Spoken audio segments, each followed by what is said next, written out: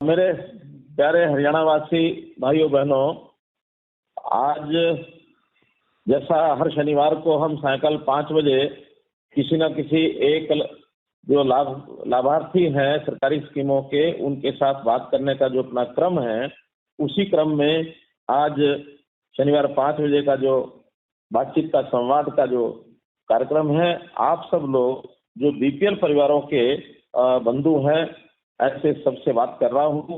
मैं आपका सबका हार्दिक अभिनंदन करता हूं और आपकी सुख समृद्धि की कामना करता हूं।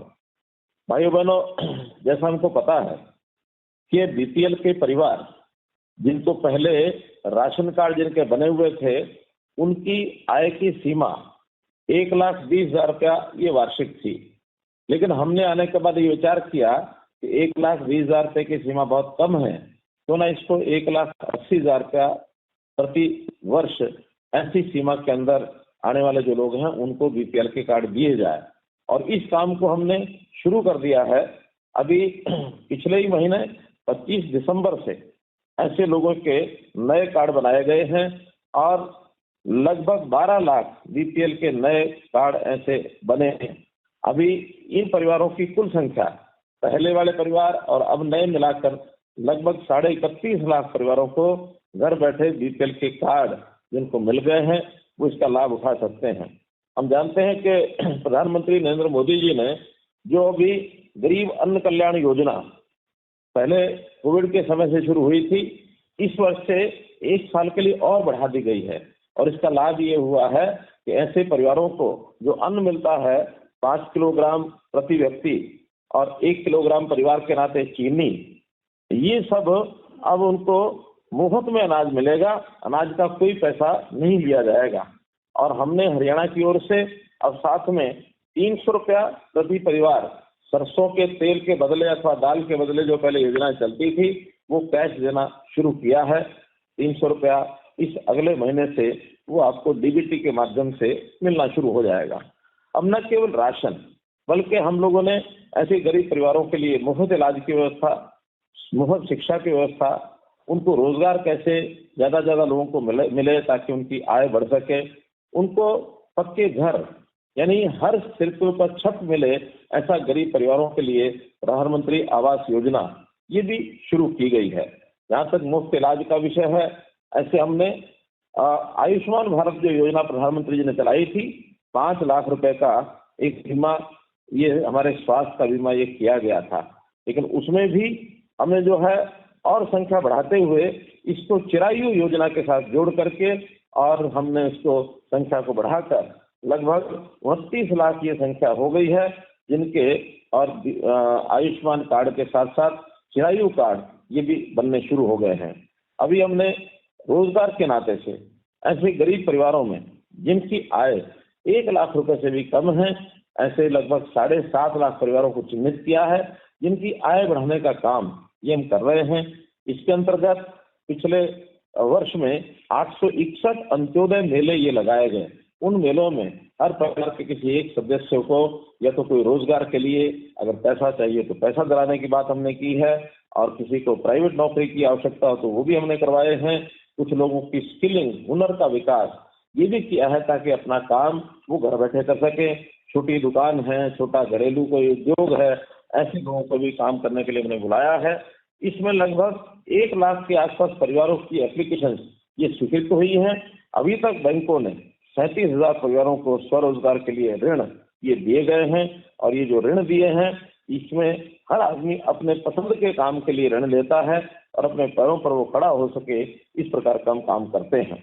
इसके लिए हरियाणा कौशल रोजगार निगम, जिसको HKRN से भी पहचानते हैं, ऐसे माध्यम से गरीब परिवारों के किसी एक सदस्य को प्राइवेट नौकरी अथवा सरकारी जो हमारी आउटसोर्सिंग की नौकरी है, उसका लाभ अगर मिल सकता है तो उसमें परिवार की उसकी सुख सुविधा ये सब हो सके। मित्रों, जैसा मैंने बताया कि हम चिरायु योजना में स्वास्थ्य के नाते से ये सब चिंता तो कर ही रहे हैं। इसके अंतर्गत 1.25 करोड़ लोगों का टारगेट हमने रखा है, जिसमें 29 लाख मैंने परिवार बताए हैं। अभी तक 73 लाख लोगों का ये जो गोल्डन कार्ड है वो बन चुका है। ऐसे लगभग पिछले महीने से तक 10,000 10,500 लोगों का मुफ्त इलाज ये हुआ है। 2,000 से लेकर के और 3 लाख रुपए तक के भी बिल लोगों के ये बने हैं।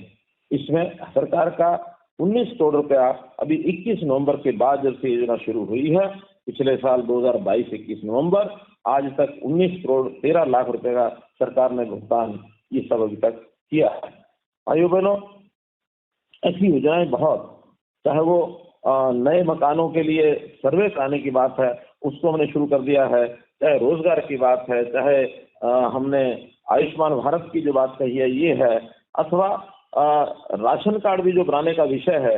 अब ऑटोमेटिकली जिस भी परिवार की आय 1,80,000 से नीचे आंकी जाती है, उनका राशन कार्ड भी अपने आप बनता है।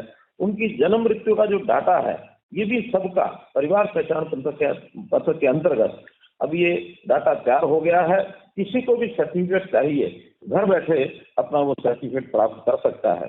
जो हमारे वरिष्ठ नागरिक हैं, बुजुर्ग हैं, 60 साल की उम्र होते ही उनको भी जो पेंशन बनने लायक जिनके होते हैं, वो पेंशन उनकी घर बैठे बनती है। इसमें कहीं कोई कठिनाई नहीं आती है। प्रधानमंत्री जी ने ऐसे गरीब लोगों की सहायता के लिए पिछले वर्षों में भी बहुत सी योजनाएं चलाई। अभी जो नया बजट आया है इसमें भी बहुत सी योजनाओं को दोबारा से लागू किया है।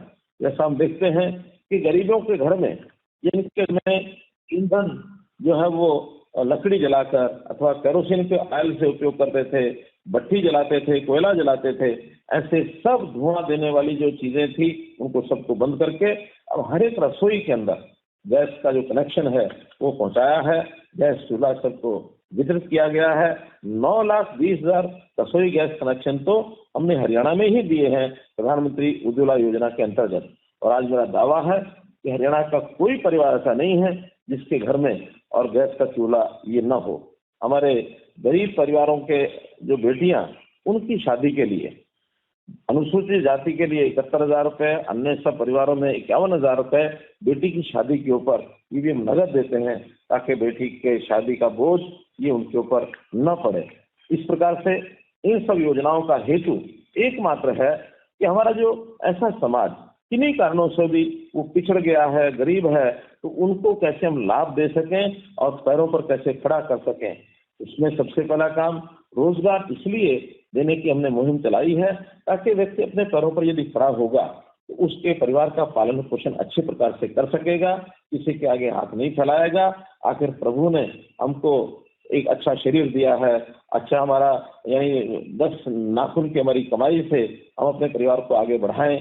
जहां तक हम अपनी स्थिति को और अच्छे प्रकार से आगे बढ़ाने में जब तक समय लगता है, हम अपने बच्चों की शिक्षा, उनका स्वास्थ्य, रहने के लिए मकान, ऐसी सब चीजों के लिए भी सरकारी योजनाओं का लाभ जरूर उठा रहे होंगे।